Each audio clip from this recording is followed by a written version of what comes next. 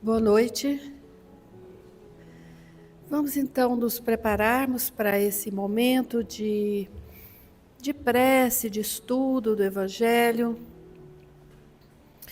fechando os nossos olhos, nos conectando com a espiritualidade maior, presente aqui nesse momento, nos conectando com a equipe espiritual que dirige esta casa, nos conectando com o nosso Mestre Jesus, o governador do planeta Terra. E assim, nessa conexão superior, sublime, vamos nos sentir abertos, livres, prontos para ouvir as mensagens de Jesus, aqui explicados à luz do Espiritismo, mas principalmente abertos a escutar a nós mesmos, nas intuições que possam vir a partir dos ensinamentos. Que Jesus nos abençoe a todos, que assim seja. Então, meus irmãos, eu estou aqui substituindo o nosso irmão Sérgio, que daria palestra hoje, que não pôde vir. E é interessante porque quando ele me falou e pediu que eu viesse, e já tinha um tema da palestra, ele disse: você pode mudar o tema se você quiser. Mas quando eu vi o tema, eu achei muito interessante, porque algum tempo atrás eu estava justamente lendo e refletindo um pouco sobre esse personagem da história do Evangelho, não é? Que era Zaqueu. Eu fiquei intrigada, eu falei, gente, eu já li tanto sobre Zaqueu, mas parece que eu me esqueci. Qual é mesmo o ensinamento desta passagem do Evangelho?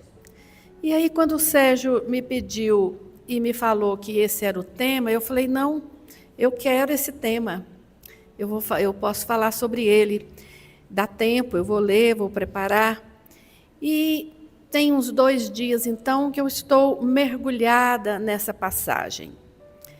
E achei tudo muito interessante, não é? Não só a passagem em si do Evangelho de Lucas, como também os vários estudiosos do Evangelho, da Bíblia, e também vários palestrantes espíritas que discorrem sobre essa passagem.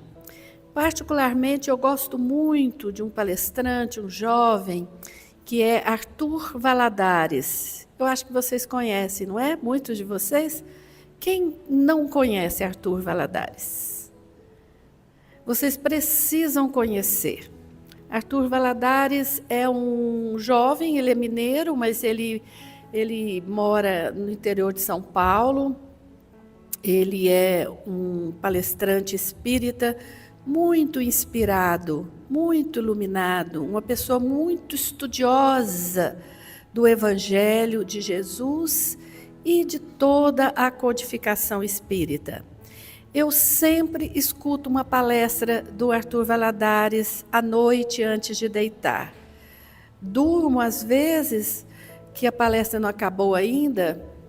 Esses dias minha filha, que acabou de chegar aqui, a Tereza, me disse, mãe, eu tenho que ir aí no seu quarto desligar seu celular, porque você estava dormindo e a palestra acontecendo. Mas na maior parte das vezes eu escuto até o final, senão eu recupero no dia seguinte. Vale a pena, porque ele tem muitas palestras no YouTube, ele tem um núcleo de estudos da doutrina espírita, e ele sempre dá as palestras e grava, tem um estudo completo sobre o livro Caminho, Verdade e Vida, Vinha de Luz, enfim, vale a pena. É realmente um estudioso que vale a pena a gente ouvir, a gente aprende muito com ele. E eu escutei ele falando sobre Zaqueu, Achei muito interessante. Algumas das questões eu incorporei aqui na minha palestra. Afinal, quem é Zaqueu? E o que fazia Jesus na casa de Zaqueu? O que aconteceu? Eu acho que muitos de vocês conhecem essa passagem. Mas eu acredito que, como eu, muitos de vocês não sabem muito bem sobre ela. E vale a pena a gente recordar.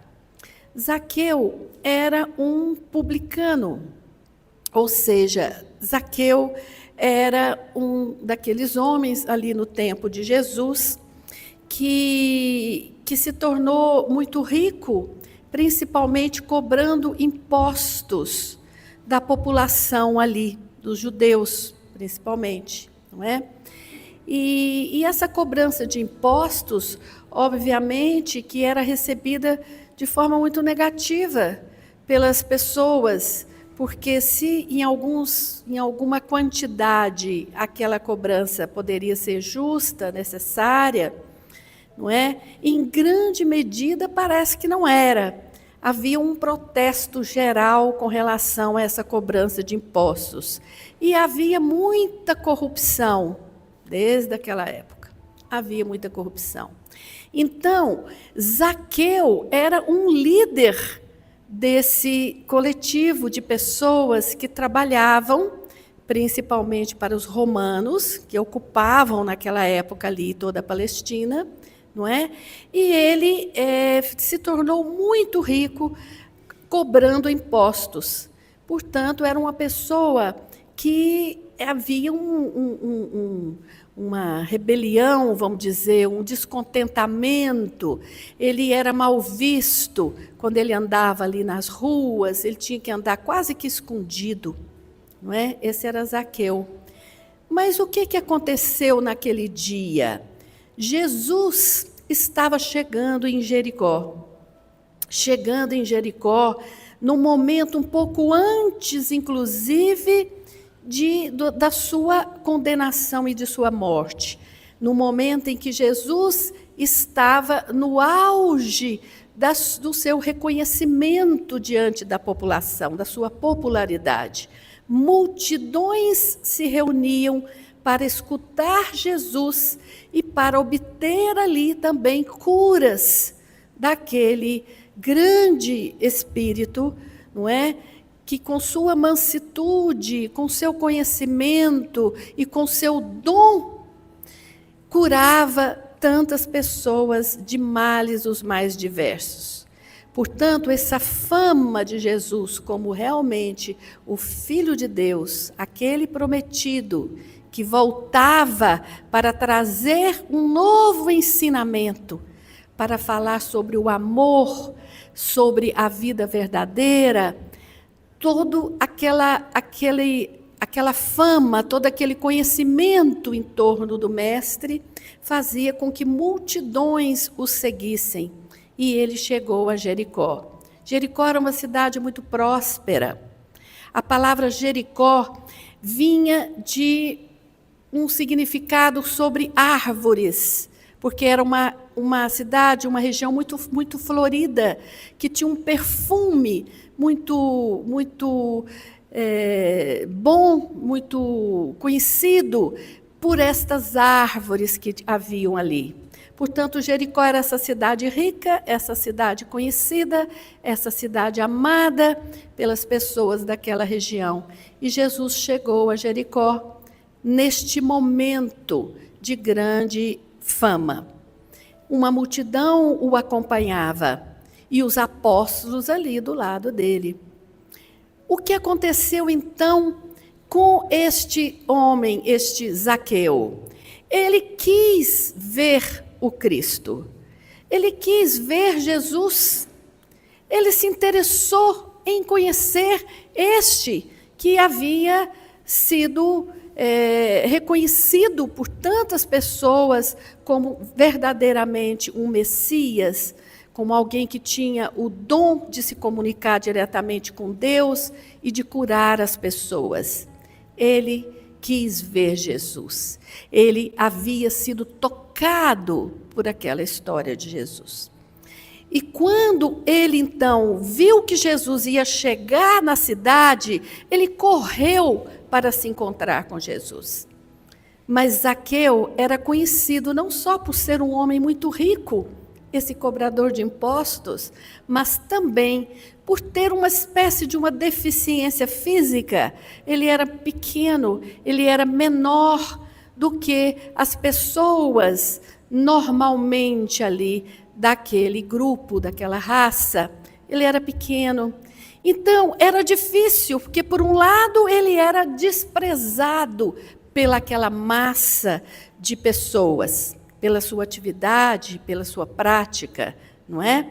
Por outro lado, ele era baixinho, pequeno. Como é que ele faria para ver Jesus? Mas ele queria se encontrar com Jesus. Ele queria ver Jesus. Então, ele teve uma ideia. Ele disse: eu vou subir numa árvore, porque eu subindo numa árvore, eu vou conseguir ver Jesus. Eu imagino que também, não é, pelas imagens que nós localizamos de desenhos que são feitos, aqui está Zaqueu em cima de uma árvore, num desenho que você encontra na internet, não é? Mas se você acompanhar essa série que eu acho linda, The Chosen, não é? Essa imagem aqui é dessa série, eu acho. Ali na série The Chosen tem a passagem de Jesus chegando em Jericó e se encontrando com Zaqueu. Vale a pena olhar essa série, ela é muito bonita, ela é muito fidedigna ao Evangelho de Jesus. E ela traz um Jesus muito humano, não é? É muito interessante, vale a pena assistir essa série que está na Netflix. Então, quando Zaqueu, que quer ver Jesus e que percebe toda aquela dificuldade, tem essa ideia, ele sobe no alto dessa árvore.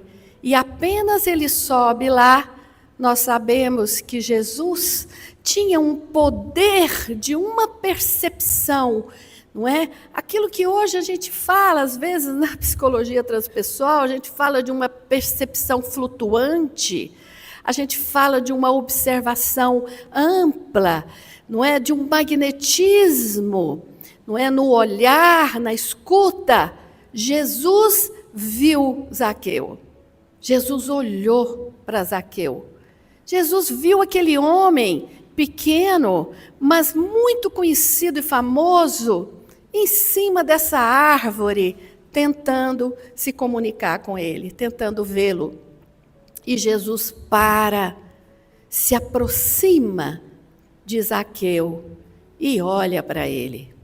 Para espanto geral das pessoas ali à volta, principalmente os apóstolos, começaram a conversar entre eles: mas o que Jesus está fazendo parado aqui para olhar para esse homem asqueroso, esse homem que nos rouba, esse homem não merece que Jesus olhe para ele. Pois Jesus, com muita serenidade, com muita firmeza, se aproxima e olha e vê Zaqueu. E diz para Zaqueu assim: Zaqueu, dá-te pressa em descer, porquanto preciso que me hospedes na sua casa. Eu estou indo para a sua casa. Eu preciso que você me hospede ali. Quer dizer, não só era para toda aquela gente, principalmente para os discípulos, um absurdo Jesus parar e dirigir-se a Zaqueu, como era mais impensável ainda que ele tivesse se comunicado e pedido que Zaqueu descesse rapidamente, que ele iria até sua casa e ele iria se hospedar na casa de Zaqueu. O Evangelho fala pouco sobre essa passagem. Fala apenas que Zaqueu desce rapidamente, muito feliz, e abraça Jesus. E agradece Jesus por ter sido visto por ele. e convida Jesus e toda a comitiva que o acompanhava de apóstolos que sejam recebidos na sua casa. E nós sabemos que isso aconteceu. E o que nós sabemos também por parte do Evangelho de Lucas é que em um determinado momento desse encontro de Jesus com Zaqueu, na presença dos apóstolos, Zaqueu diz a Jesus: a partir de agora, eu vou doar metade dos meus bens para os pobres. Eu não preciso mais do que a metade do que eu tenho. E mais, aqueles que eu tomei a mais de forma indevida, eu vou pagar quadruplicado, 4 vezes mais, como uma recompensa pelo meu erro. Essa é a história de Zaqueu. Acabou aí no Evangelho. Mas é uma história tão impactante, tão estranha a princípio para os apóstolos e para todos ali da época. Jesus teve depois que conversar com os apóstolos e dizer para eles que ele tinha muita certeza do que ele estava fazendo.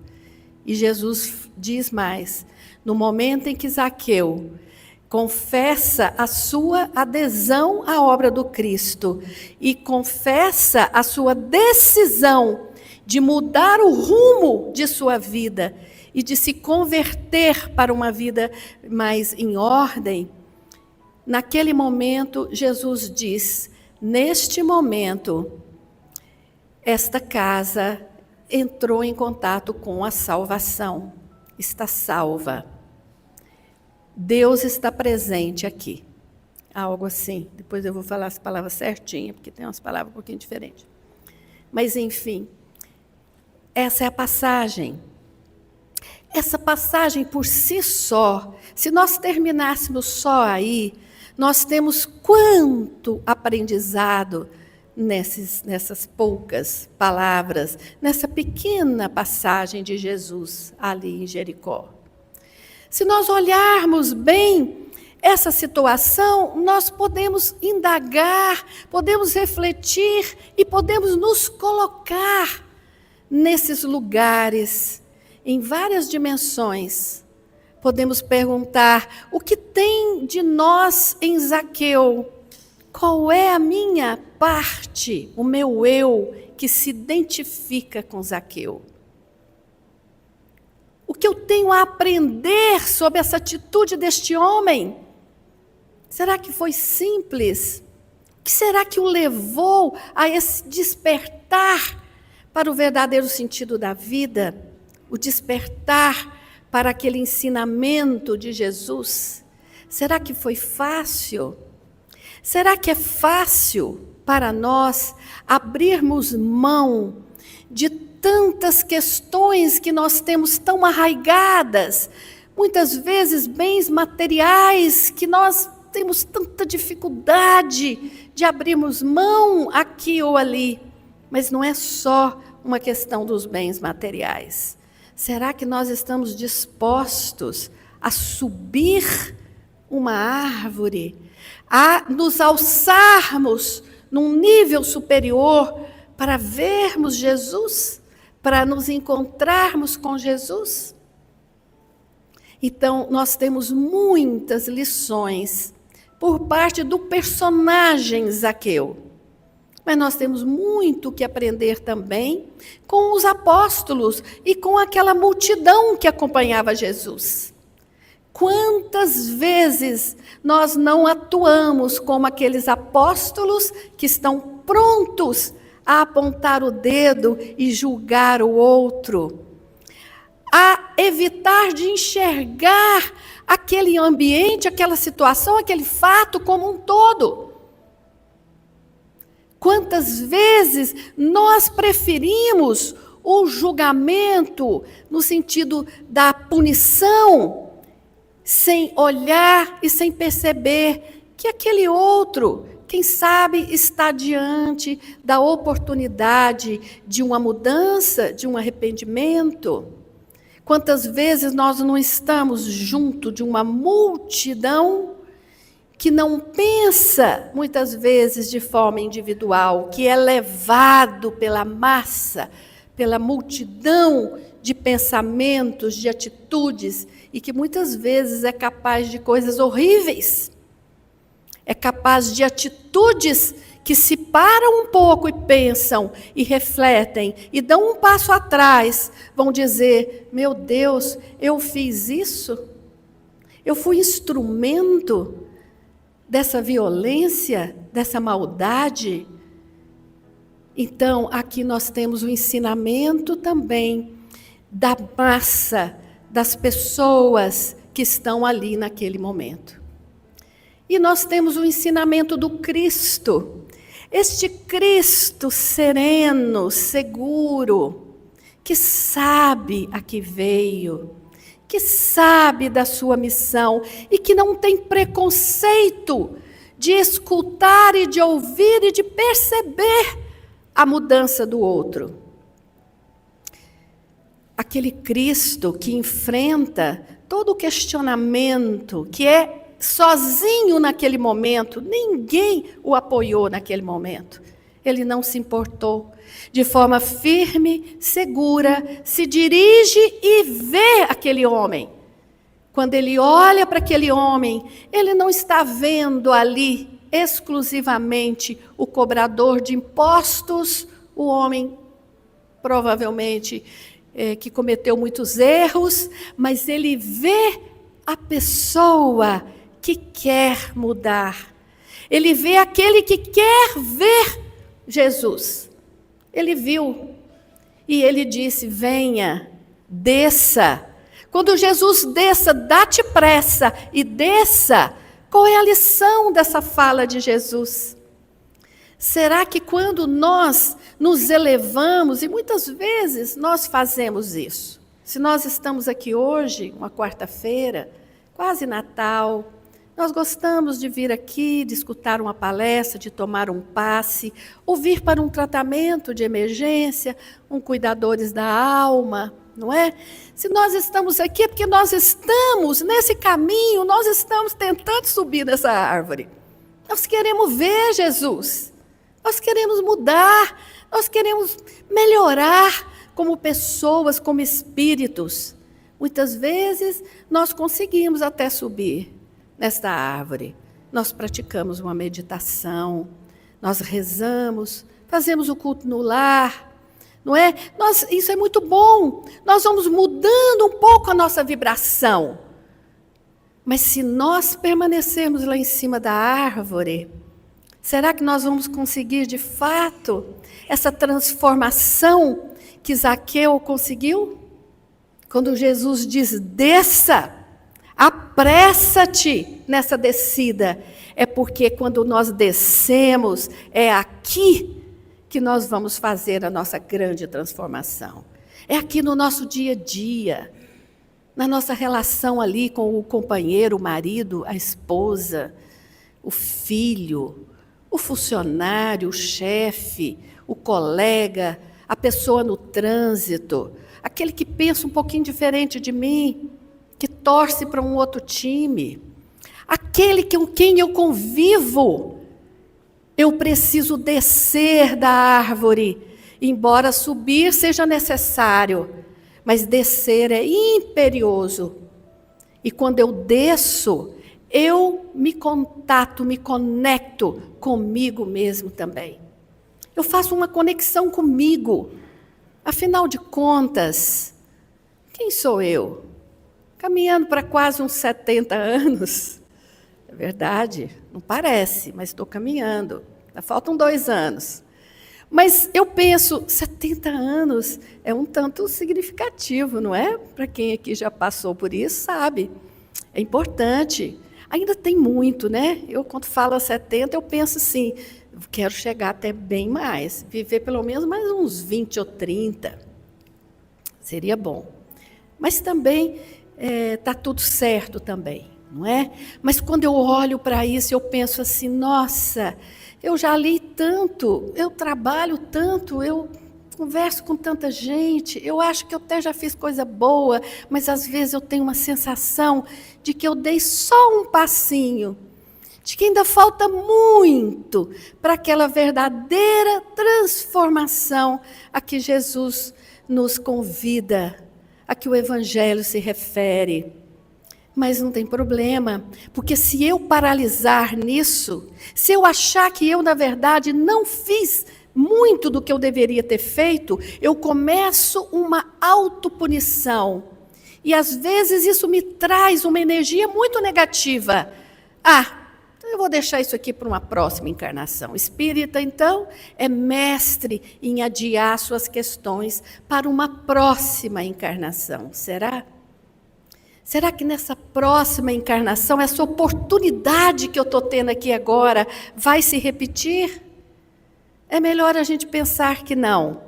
É melhor a gente pensar que neste momento, nós precisamos aproveitar ao máximo aquilo que nós temos, as benesses que nós temos do nosso corpo perfeito, da família que nós tivemos, da condição econômica que nós temos, para fazer o bem e a transformação a que nós somos chamados nessa escola que é esta encarnação e essa vida.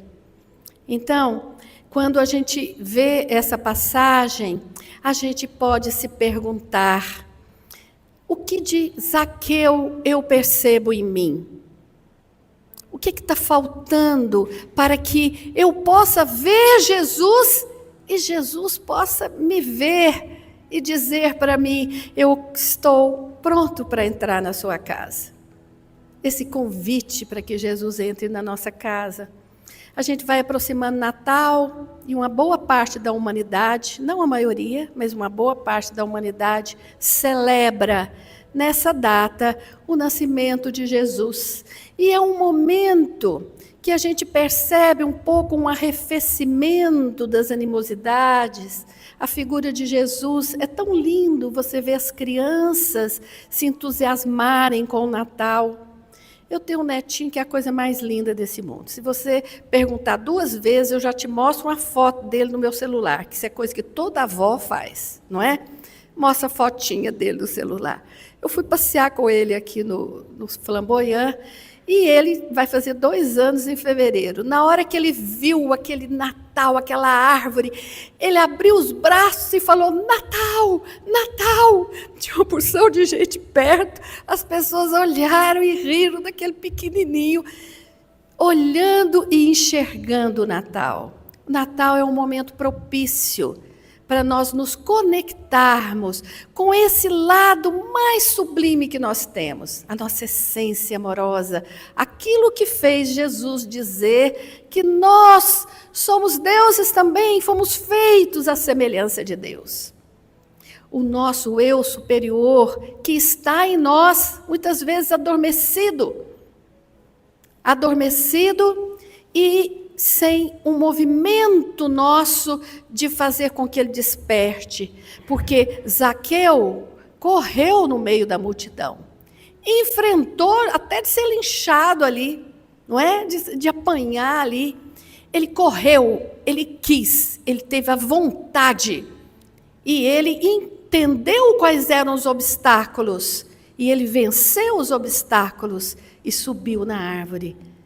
Teve essa ideia. Quantas vezes, queridos irmãos e queridas irmãs, quantas vezes nós temos um insight, uma ideia brilhante, algo que nos faz sairmos um pouco daquele ensimesmamento que nós estamos, daquele negativismo que muitas vezes nós estamos, não é? Algo que do nada alegra o nosso coração. Muitos de nós sentem até culpa quando o coração está mais alegre. A gente trabalha muito isso na própria psicologia. Às vezes nós estamos tão identificados com um trauma, com uma negatividade, às vezes nem é nossa, às vezes é algo que a gente está herdando, ou que a gente está numa sintonia com uma situação vivida na nossa família, mas nós não somos obrigados a permanecer e repetir este padrão de trauma, esse padrão de negatividade. Nós podemos mudar. E quando nós mudamos, nós influenciamos uma mudança muito grande à nossa volta. Muito bem, aconteceu assim. Foi assim essa passagem de Jesus por Jericó, esse encontro dele com Zaqueu. Interessante é que eu fiquei me perguntando, o que será que aconteceu depois? Será que Zaqueu, de fato, se tornou um discípulo? Será que ele seguiu? Ou será que foi aquele momento ali, ele dividiu uma parte do dinheiro dele, mas depois ele voltou à vida normal dele?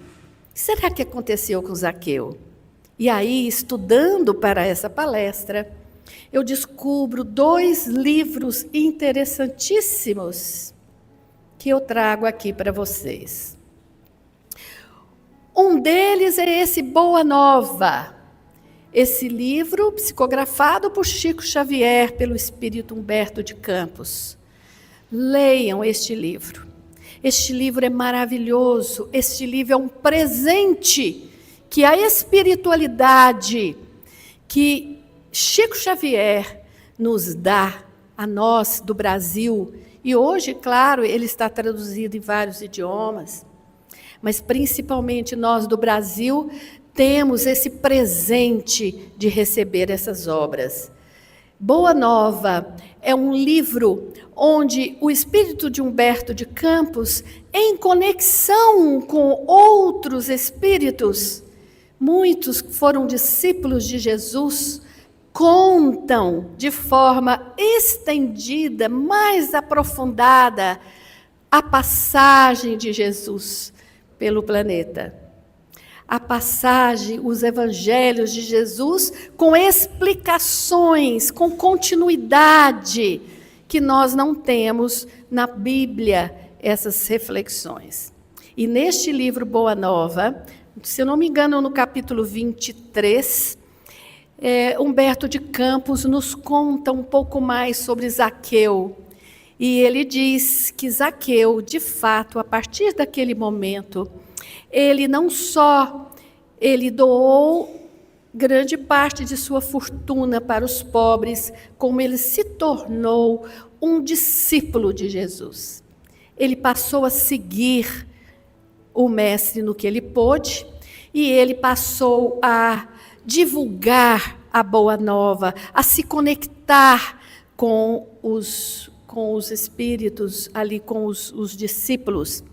Porém, eu encontrei num outro livro, também estudando sobre esse episódio de Zaqueu, e é um livro que eu recomendo demais também. É um presente de Natal que você pode dar para você mesmo, ou você pode dar para alguém querido. Esse livro se chama Ressurreição e Vida. É um livro psicografado pela grande médium Ivone Pereira. Grande médium Ivone Pereira, eu já falei muito dela aqui. Ela é a médium que... Um momento. Ela é a médium que psicografou o Memórias de um Suicida, que é um livro bastante conhecido, muito, muito incrível, não é? E ela psicografou esse livro aqui também, Ressurreição e Vida, pelo espírito de Leon Tolstói. Sim, o grande Leon Tolstói, o grande escritor russo, que ao desencarnar, passou por um momento de uma certa perturbação, e que pediu, mas era um espírito evoluído, era um espírito com muitos conhecimentos de várias outras vidas, mas passou por uma perturbação muito grande, porque ele percebeu que o seu romance, Ana Karenina, que havia feito um grande sucesso na época, não só na Rússia, mas como em toda a Europa e em todo o mundo, lido por milhões de pessoas e milhões de jovens, havia incentivado muitas pessoas, principalmente jovens, a cometer o suicídio.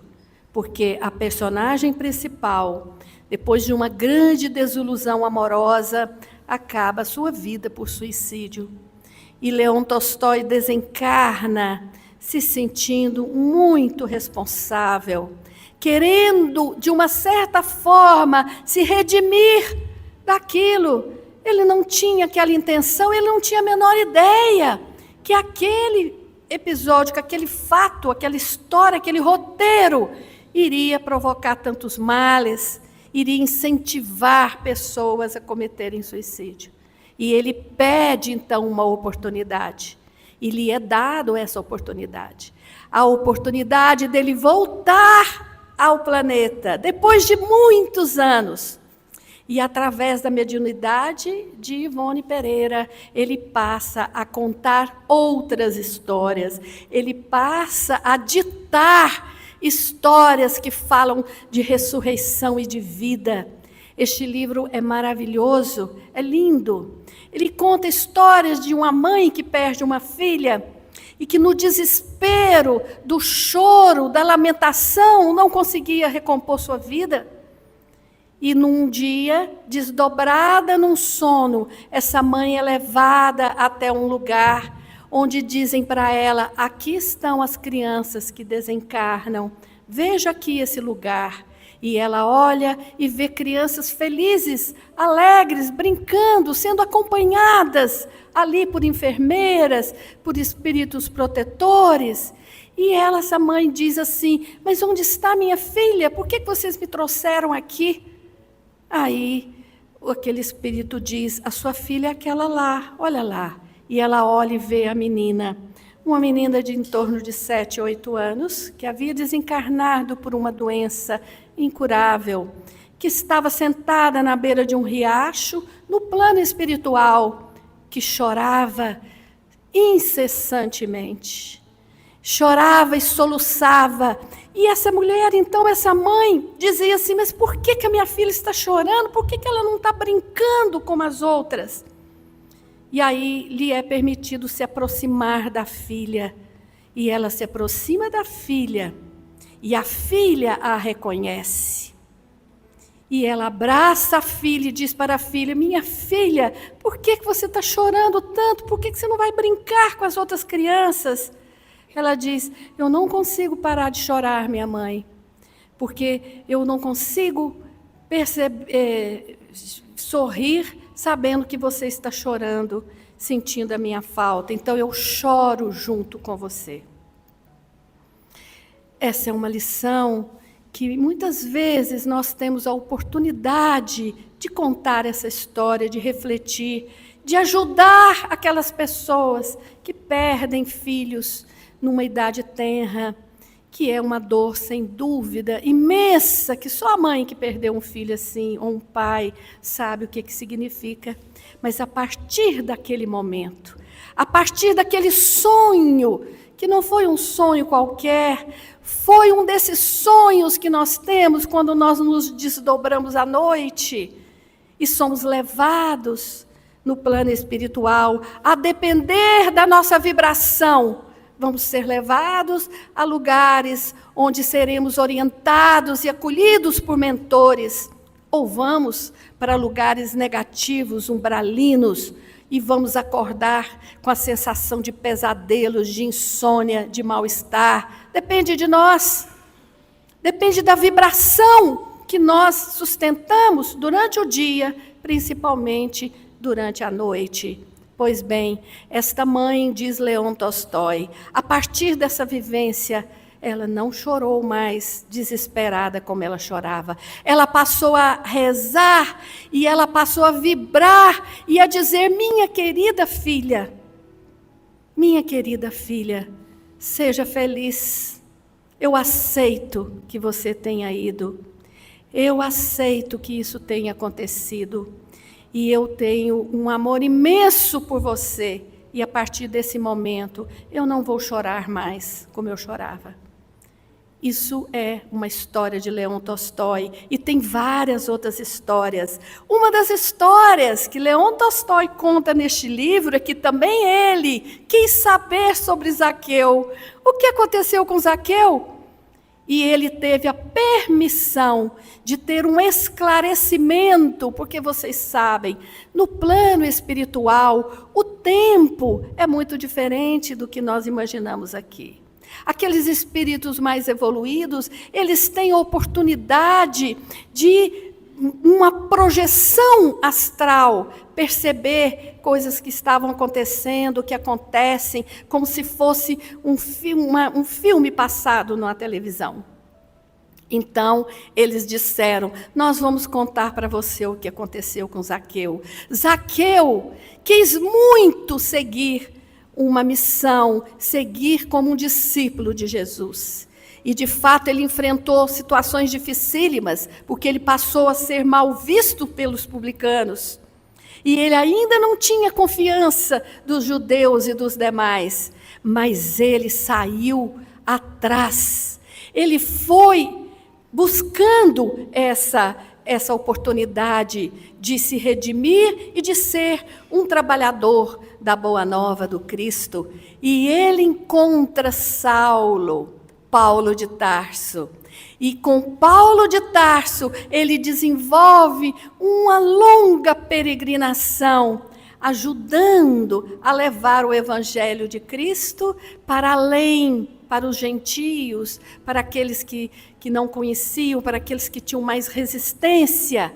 Com todo o conhecimento que ele tinha, ele foi um auxiliar de Paulo de Tarso na sua missão.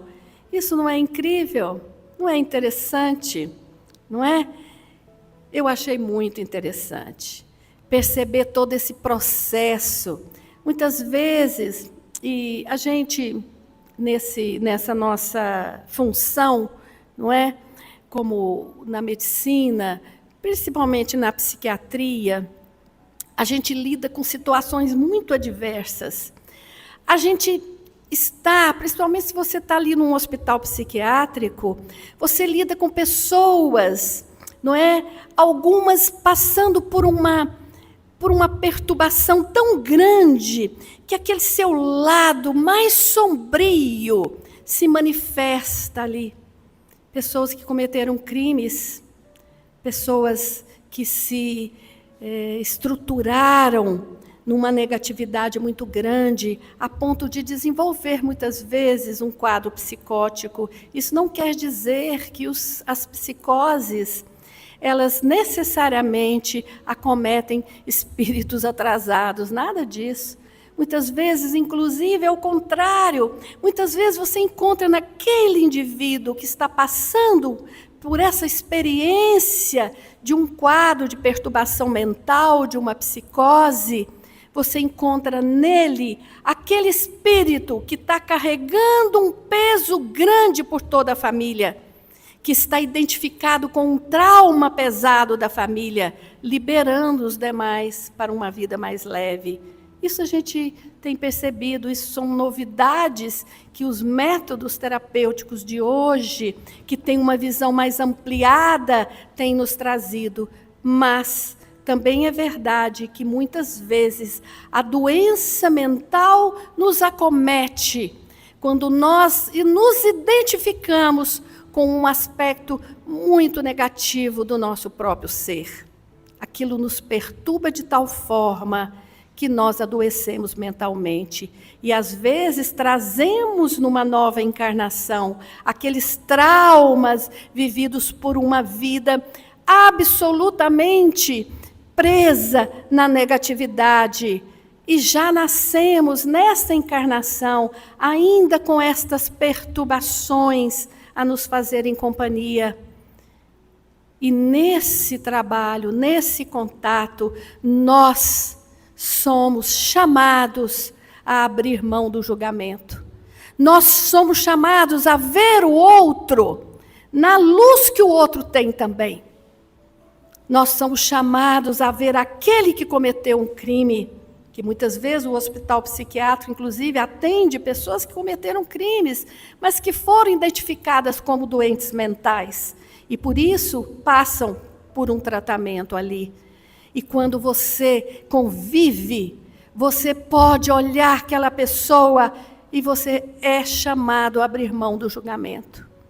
Você é chamado a ver ali um ser humano também num processo de busca. Nessa busca também por um crescimento e uma evolução, porque o crescimento e a evolução é inexorável, são inexoráveis para todos nós.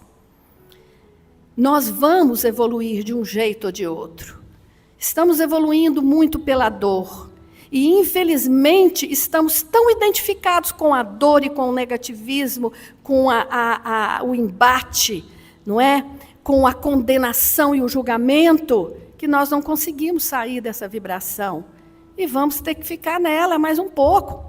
Mas nós não precisamos evoluir só por aí. Nós podemos evoluir também pelo amor, por muito amar. Essa é a lição de Jesus. Jesus não disse que é para a gente evoluir só com sofrimento, não. Jesus nos chama ao amor, nos chama ao perdão, nos chama a abrir mão do julgamento, nos chama a abrir os nossos corações para os Zaqueus, que muitas vezes somos nós mesmos. Então, meus irmãos, são esses ensinamentos que o Evangelho de Cristo, ampliado com toda a codificação espírita e ampliado com todos os ensinamentos que os espíritos bondosos vêm e que presenteiam principalmente esse país como o Brasil. O Brasil recebe esse presente ao permitir que no seu campo encarnem aqueles que haviam já entendido sobre a terceira revelação na Europa, na França, em outros países, mas aqueles países não permitiriam a expansão do espiritismo como um país como o Brasil poderia permitir, um país mais amplo, mais miscigenado, mas sem tanta ideia fanática de racismos, não é? Então, o Brasil foi escolhido por ter esse campo mórfico, facilitador da expansão do amor.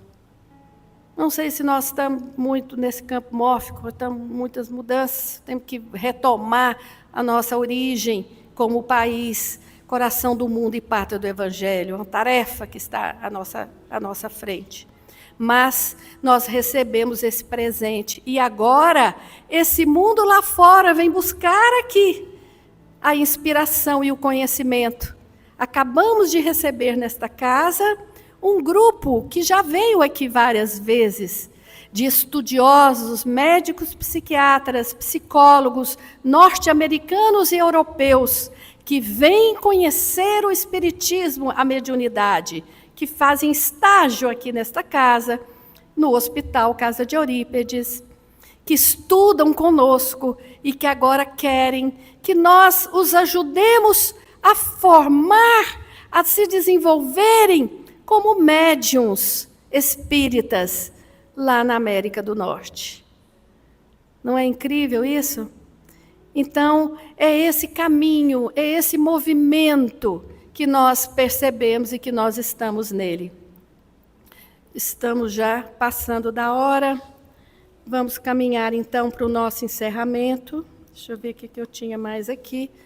Essa figura que eu acho bonita de Jesus, amparando e abençoando, não é? O nosso país, tão necessitado nesse momento desse abraço. E vamos, então, nos colocarmos ali, sentados juntos de Jesus, escutando as mensagens de Jesus, sentindo a sua vibração, enquanto os nossos irmãos, caridosos, médiuns,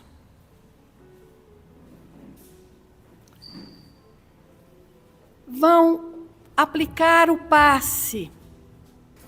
E à medida que nós recebemos essa transmissão de energia, vamos nos conectar com o que nós temos de mais sublime, da nossa essência. Aquele nosso eu que sobe a árvore e que vê o Cristo, que escuta o chamado do Cristo. que desce da árvore e recebe o Cristo na sua própria casa. E assim vamos nos preparando para o encerramento desse momento, lembrando as palavras que Jesus nos deixou como mantra a nos guiar na nossa vida. O Pai nosso que estais nos céus, santificado seja o vosso nome. Venha a nós o vosso reino e seja feita a vossa vontade, assim na terra como no céu. O pão nosso de cada dia nos dai hoje, perdoai as nossas ofensas, assim como nós perdoamos a quem nos tem ofendido. E não nos deixeis cair em tentação, mas livrai-nos de todo o mal, que assim seja. Muito obrigada, meus irmãos, uma boa semana.